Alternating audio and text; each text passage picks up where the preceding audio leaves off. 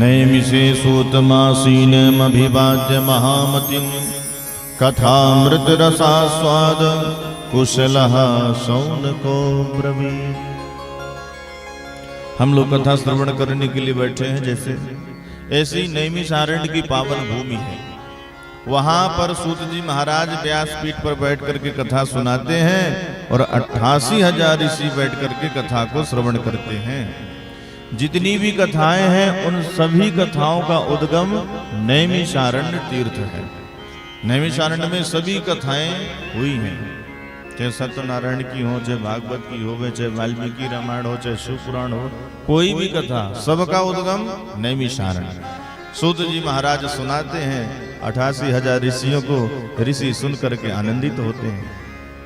तो जैसे यहाँ पर हमारी मैया निमित्त बन करके बैठी हैं, ऐसे ही नैमिषारण्य की भूमि पर निमित्त बन करके बैठे थे शौनक जी, और सूत जी व्यास पर बैठे थे, बाकी सब ऋषि ऐसे बैठे थे।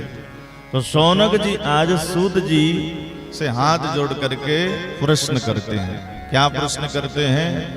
अज्ञानध्वांत विध्वंस कोटि सूर्य समप्रभ सूताख्या ही कथा सारम मम कर्ण रसायनम।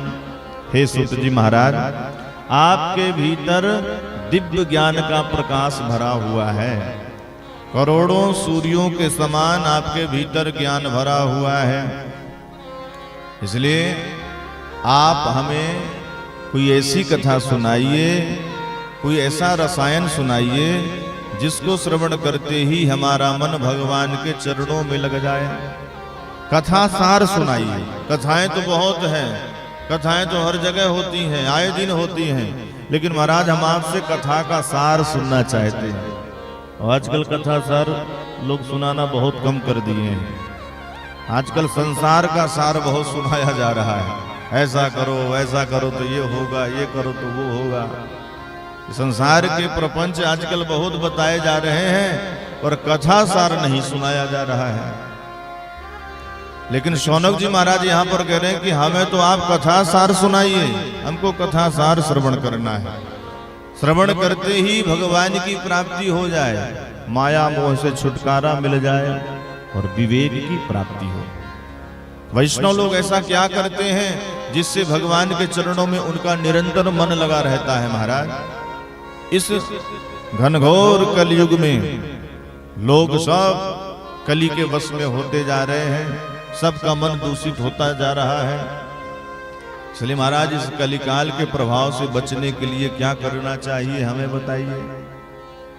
हमें भगवान से मिलाने वाला मार्ग दिखाइए। कृष्ण प्राप्ति करम सस्व साधनम तद्वदाधुना। महाराज, संसार में चिंतामणि होती है, विशेषता है चिंतामणि को हाथ में लेकर के जिस वस्तु का चिंतन करोगे सामने आ जाए।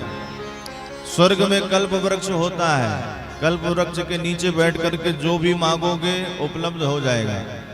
पर चिंतामणि कल्प वृक्ष में भी सामर्थ्य नहीं है कि भगवान का दर्शन करा सके। लेकिन आपके ऊपर गुरुदेव भगवान की बड़ी कृपा है, और जिसके ऊपर गुरु की कृपा होती है उसे सब कुछ प्राप्त हो जाता है। महाराज, आप गुरु कृपा पात्र हैं, इसलिए आज हमें भगवत प्राप्ति का मार्ग दिखाइए। चिंतामणिर्लोक सुखम सुरद्रुह स्वर्ग संपदम प्रयक्षते गुरु प्रीतो वैकुंठम योगी दुर्लभम।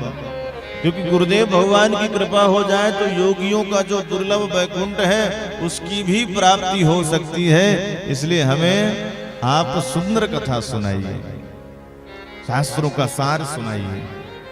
प्रश्न को सुनकर के सूत जी महाराज गदगद हो गए, प्रसन्न हो गए।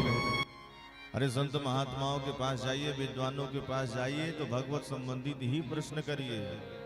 ये प्रश्न ना करिए कि हमारी बहू के बेटा नहीं हो रहा, हमारे बेटे का ब्याह नहीं हो रहा। ऐसे फालतू के प्रश्न बहुत लोग करते हैं। प्रश्न करना ही है तो ये करिए कि भगवान में मन कैसे लगे, संसार से वैराग्य कैसे हो गए, भगवत प्राप्ति कैसे हो गए। ये सार्थक प्रश्न है। इसमें आपका भी समय सार्थक होगा और संतों का, विद्वानों का भी समय सार्थक होगा। जैसे ही सूत जी महाराज के सामने शौनक जी ने ये प्रश्न रखा तो सूत जी गदगद हो गए, प्रसन्न हो गए। प्रीति शौनक चित्ते ते हृतो वच्मि विचार चा सर्व सिद्धांत निष्पन्नम संसार भयनाशनम।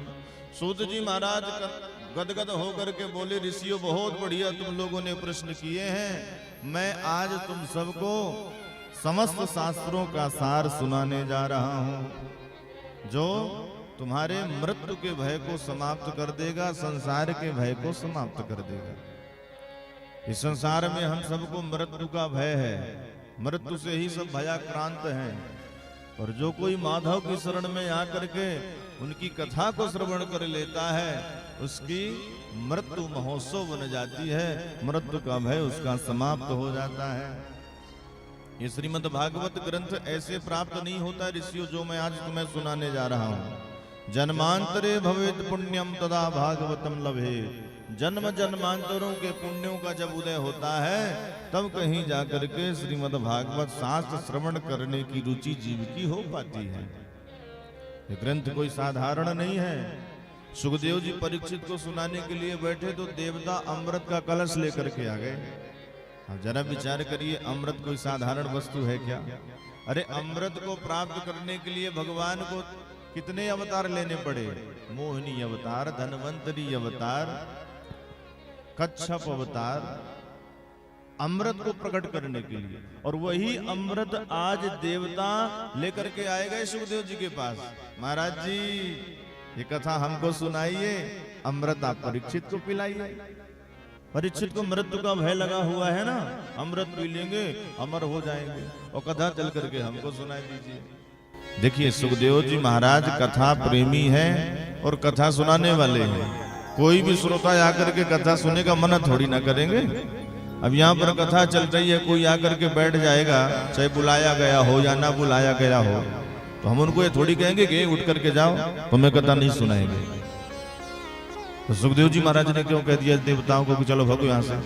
क्योंकि देवता कथा सुनने नहीं आए थे, कथा की खरीदी करने आए थे, कथा के सौदागर बनने आए थे।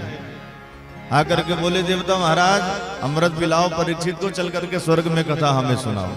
अब बताइए यहाँ पर कथा चल रही है आज से गौतम परिवार के द्वारा, और कोई व्यक्ति जाकर के हमसे कहे महाराज चलो हमसे 1 करोड़ ले लो और यहाँ कथा बंद करो, हमारे घर सुनाओ।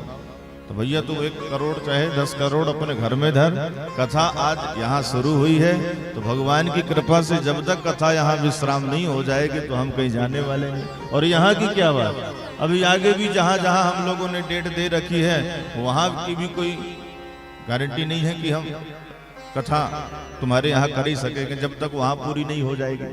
तो एक साधारण वक्ता जब कथा छोड़ करके नहीं जा सकता तो जो परमहंस श्री शुकाचार्य जी महाराज हैं, भला वो देवताओं को कथा सुनाने के लिए कैसे चले जाते हैं? अरे देवता भी आकर के बैठ करके श्रवण करते, सुना देते। और देवताओं में तो ईगो प्रॉब्लम है, हम इन मानवों के बीच में बैठ करके कथा कैसे सुनेंगे? नहीं। तो सुखदेव जी महाराज कहते तुम लोग अभक्त हो, अभक्तांस्तांश विज्ञाय न ददौ सकर्थामृतम श्रीमद्भागवती वार्ता सुराणामपि दुर्लभा। अभक्त कह करके देवताओं को भगा दिया, देव दुर्लभ श्रीमद् भागवत कथा है ऋषियों जो आज मैं तुम्हें सुनाने के लिए बैठा हूं, इसलिए सावधान होकर के सुनना इस कथा को। अब यहाँ पर